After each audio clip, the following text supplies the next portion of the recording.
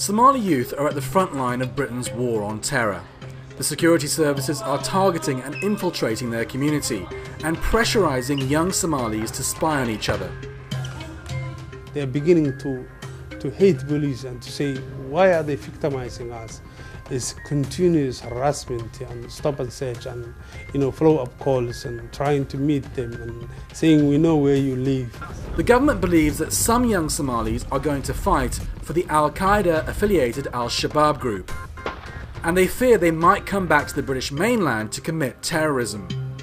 When young minds are poisoned by radicalism and they go on to export terrorism and extremism, the security of the whole world, including people here in Britain, is at stake. But are the security services casting their net too wide? Are they radicalising a whole community by their aggressive coercion tactics? And what will be the consequences?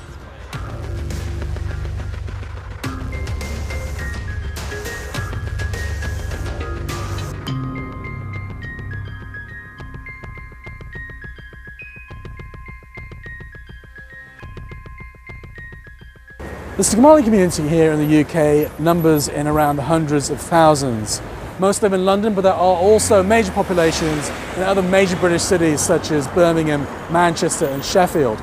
Many Somalis came here to the UK to flee the brutal civil war, which has ripped their country apart over the past few decades. But once here, many have found life anything but easy. Young Somalis come to this community centre in East London several evenings a week to socialise with their peers and elders. Many have got mixed up with gangs and low-level crime, and will be getting into trouble on the streets if it weren't for this temporary refuge.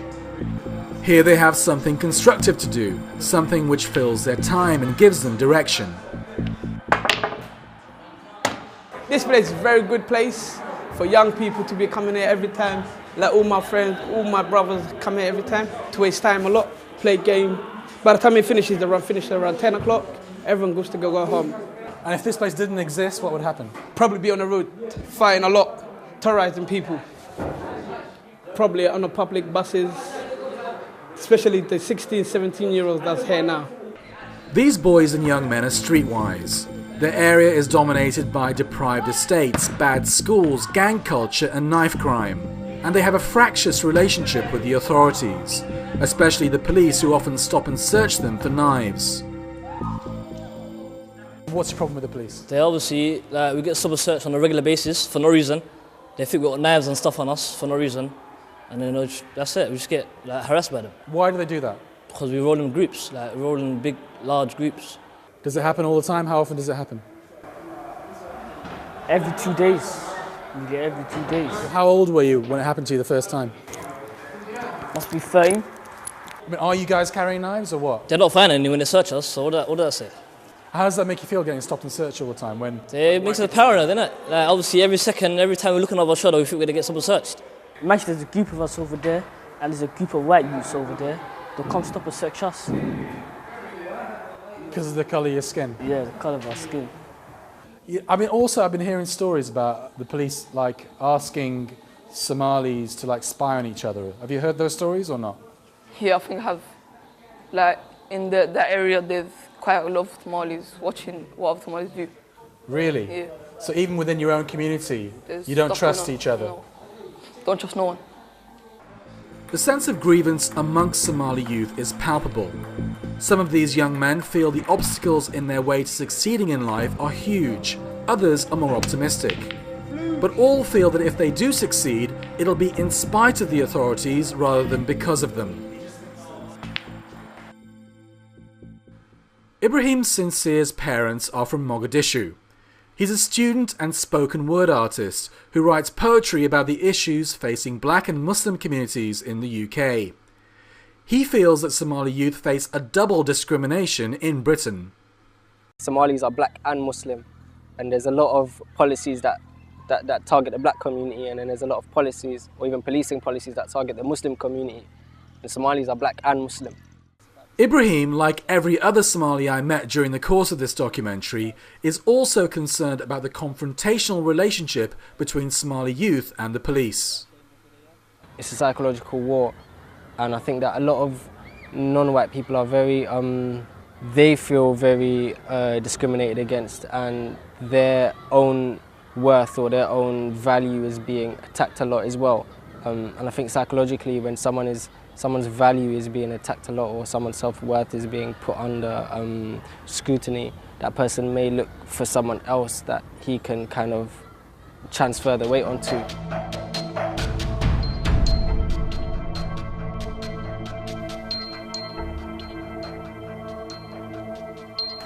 Somali youths have split identities. On the one hand, many are born and bred in Britain and they're marginalised from mainstream British society. On the other hand, many identify very strongly with back home and express a longing to go back there. But back home is a very troubled place indeed.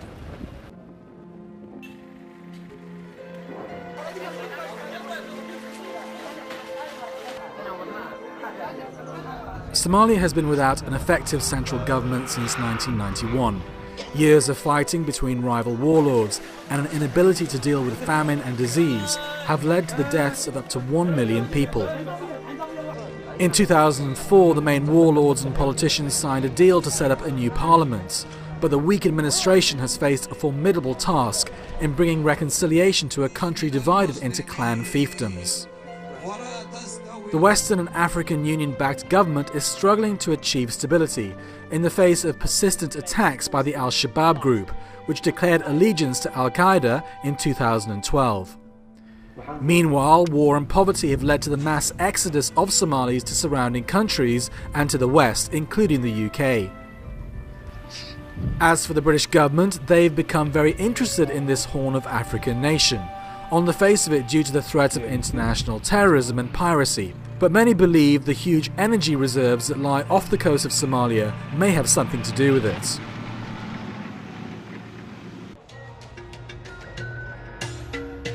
Britain's interest in Somalia was on display at this London conference in May 2013, where major nations came together to agree practical measures to support the Somali government's plans in security, justice and public financial management. Today, I think we are seeing the beginnings of a new future for Somalia. Extremism is in retreat.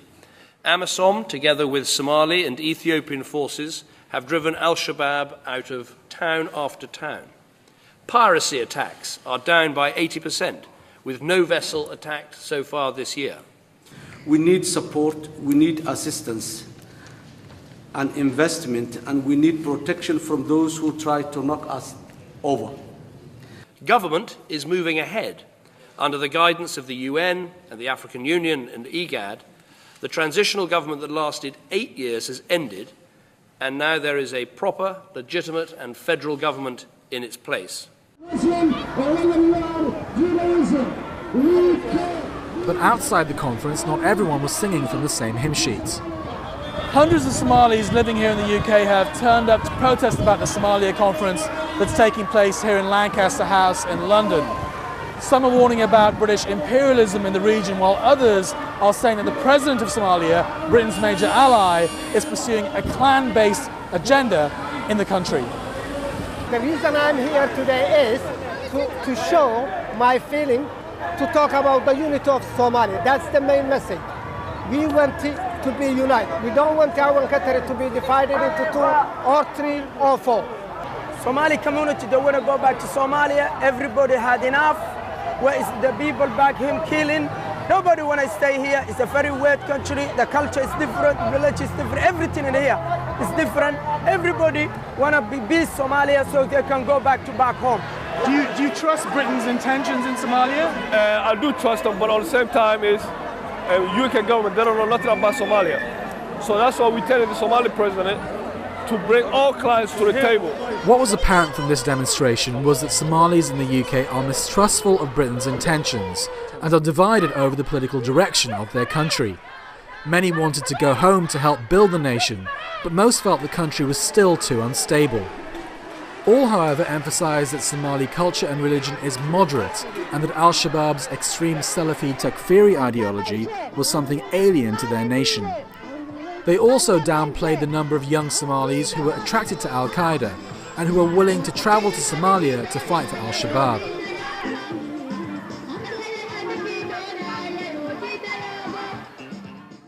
But one British Somali who stands accused of aiding and abetting al-Shabaab is Mahdi Hashi, a 23-year-old who's now awaiting a terrorism trial in the United States. Hashi's family became worried in 2012 when their son, who'd gone to Somalia to get married, disappeared from view. Later, it emerged that he'd been detained and allegedly tortured in neighbouring Djibouti by the CIA before being rendered to the United States. In the meantime, he was stripped of his British citizenship. Mahdi was a very polite boy from his childhood. He was someone who always helps the community.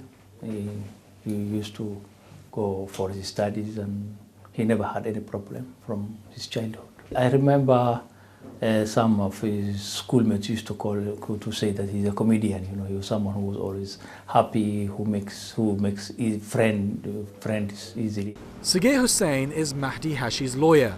He says he's fighting the case with one arm tied behind his back because he doesn't have access to some of the evidence against his client, as it's being held on national security grounds. We've got to remember that deprivation has led him to be in secret detention for a number of months in a jail in Djibouti. From there, he's been threatened torture, he's witnessed torture, and then, without any due process whatsoever, he's been renditioned or, say, kidnapped and sent off to the United States for some bizarre reason, facing a trial in New York court. Hashi was a community worker and student who worked with Somali youths in London. Friends described him as religious but not extremist. They say that other Somali youth looked up to him and he even played the peacemaker between rival gangs. His lawyers say that because of this influence, he was targeted by the security services, who wanted him to spy for them, specifically to try and get his peer group to talk about jihad. He said no. I think this coincided with lots of it with the way the foreign policy of Britain and America was turning towards the Horn of Africa. So it seems that these young lads are inadvertently caught up in something that's a much wider foreign policy issue. And for Mahdi, certainly, it's absolutely sort of, tragic consequences for him. All I can say that is Mahdi was someone who was practicing. He was a practicing Muslim, and usually children at his age, from that age, they usually drop out of school and they join gangs, or they smoke on the streets. But Mahdi was different from them, so maybe they thought of taking the advantage of that. Human rights campaigners believe that Mahdi Hashi was rendered to the United States because no European country would have convicted him because of lack of evidence. However, the conviction rate for Muslims caught up in terrorism cases in the United States is 100%. So the implicit message to Somalis in Britain is, don't oppose British foreign policy, or you might end up like Mahdi Hashi. He was captured in African state, and he is a British citizen. Why was he transported all that to the States if there must be something else going on?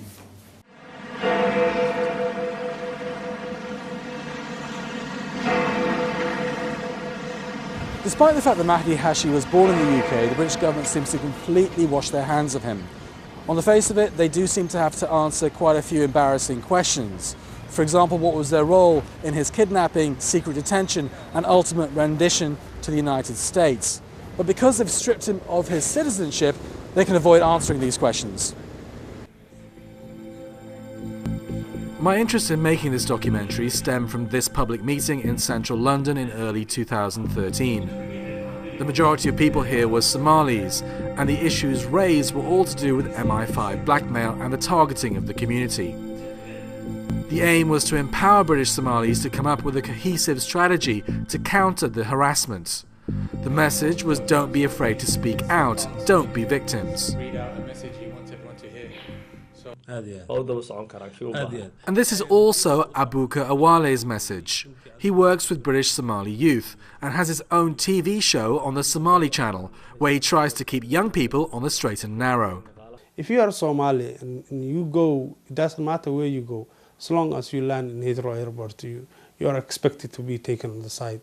Not only search by his bags and who you are, but they will have your details, and there is follow-up calls, and they want you to maybe to have a tea. What is the tea for? And before you know, they will try to push you to say, you know, we want you to work with us. And that's what the young people have been complaining so much about.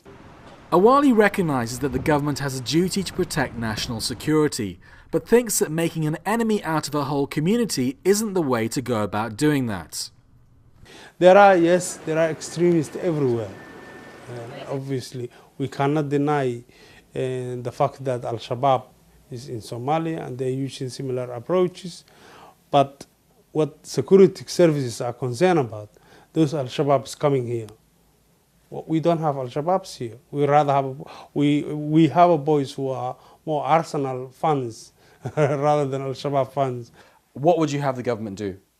Working with the community, winning hearts and minds of young people, and encouraging them to report crime, encouraging them to work with the police, to trust the police.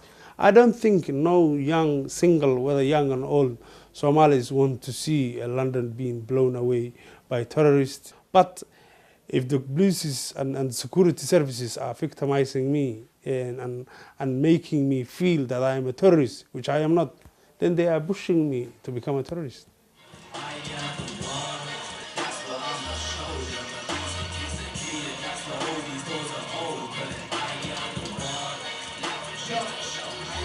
But amid all the doom and gloom, there are signs that the Somali community is trying to channel itself in a positive way. This youth event in the Small Heath area of Birmingham is a bit of light relief for these young Somalis, who might otherwise be on the streets getting up to no good.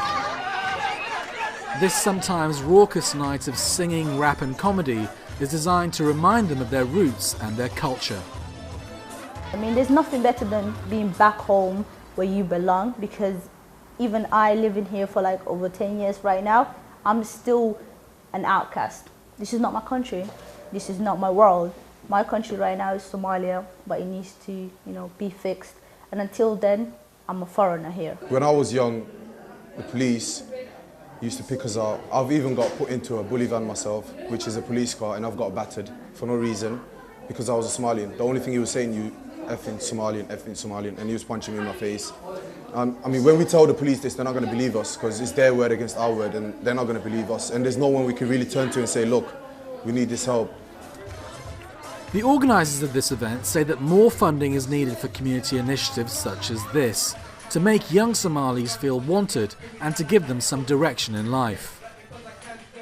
I think the only way to break that cycle is to communicate better, both from the Somali community and obviously the law. They need to find a way to meet halfway. You know, obviously, I can't say every Somali person is clean and, you know, has no record and is good, but same as I can't say every Somali person is bad either. So I think they need to find that common ground where they're able to understand each other. I'm Somalian, end of the day. I'm Somalian. I'll always be a Somalian. But by papers, I might be something else. So what I'm trying to say is, end of the day, whatever, I know that I'm going to be going back home. If I don't, I know my kids will be. So that's what we're trying to tell them. Don't forget what you are. And that's your ultimate goal, is it, to go back home? Yes. I would do anything to go back home, especially when it's peace.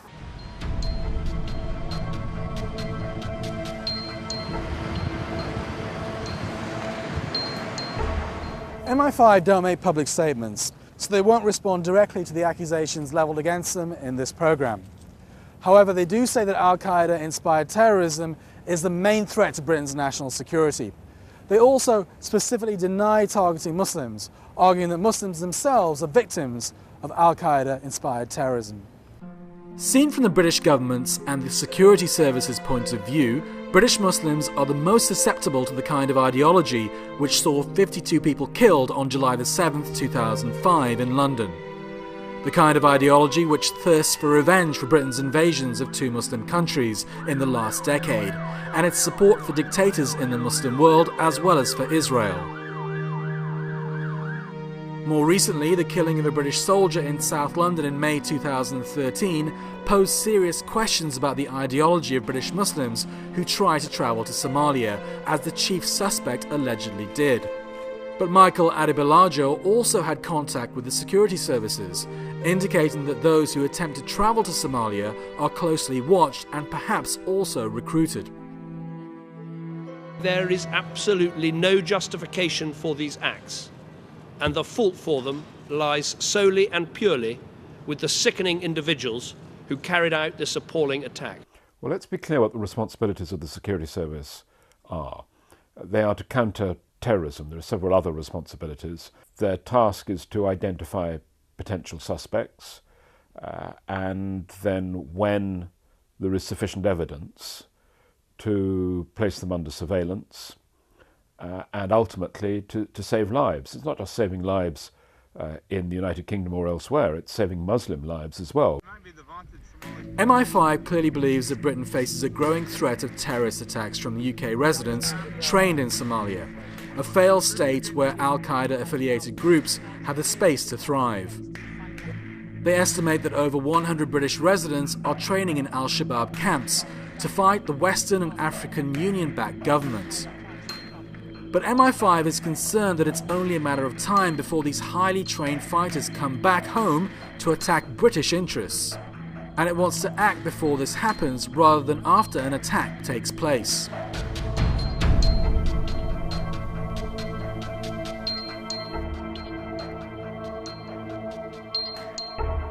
During the course of this documentary, I've had quite a few problems penetrating the Somali community, despite the fact that I'm a Muslim myself and I've got a track record of making sympathetic films about Muslim communities in the UK. There seems to be quite a lot of concern and distrust about the way that Somalis are portrayed in the media, and there also seems to be quite a lot of fear of speaking out, because if you do that, you might be targeted. For all the Somalis that agreed to appear on camera for this documentary, many more refused because they feared being targeted. Yet off the record, they all confirmed that the community feels harassed and intimidated, and that can only store up problems for the future. Once you come camera and you said, I'm going to talk about terrorism, they will say, no, if this can get me into trouble, if I say anything, the police may come to my house and said, we know what you say. I don't think that's a good idea for the Somali community. I think they should come forward and speak up. But I can understand their concerns. I can understand how afraid they are. The feedback you receive from people who've been victims or people who've had interaction with the police or the security services, it's certainly that, what we can say is that this is not helping the social cohesion agenda at all. There's also a sense of frustration that the authorities just aren't listening to the Somali community's concerns, and that is why some members of the community are finally going public. Their reasoning is that the softly approach has failed, so now it's time to speak out. Do you think there's anything wrong with them trying to get spies in the community? In fact, that has to come within the person. It has to be your own will, whether you want to work for them or not. But that's not the way to approach and recruit people. I mean, if a young Somali was approached by the security services and didn't want to talk to them, what advice would you give to that young Somali? Absolutely, I'd say, look, contact a lawyer. And there are many lawyers in this field who will give advice. There's an organisation that I advise called Cage Prisoners. We deal with these situations, but certainly do not deal with them on your own. And also, if you feel you're constantly harassed, there are avenues of complaint available.